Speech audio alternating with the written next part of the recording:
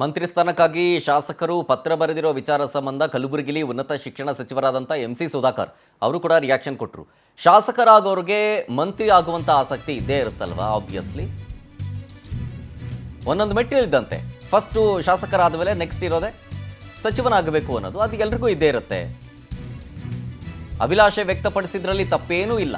High command ಈ ವಿಚಾರದಲ್ಲಿ ತೀರ್ಮಾನ ತಗೊಳುತ್ತೆ ಅಂತಂದ್ರು MC ಸುಧಾಕರ್.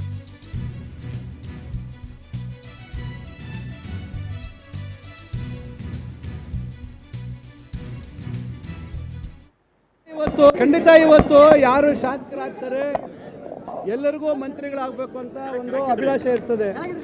ಈಗ ಅವರು ಮಂತ್ರಿಗಳಾಗಬೇಕು ಅಂತ ಅಭಿಲಾಷೆ ವ್ಯಕ್ತಪಡಿಸಿರುವಂಥದ್ರಲ್ಲಿ ತಪ್ಪೇನಿಲ್ಲ. ಹೈಕಮಾಂಡ್ ಅದ್ರ ಬಗ್ಗೆ ತೀರ್ಮಾನ ಮಾಡುತ್ತೆ.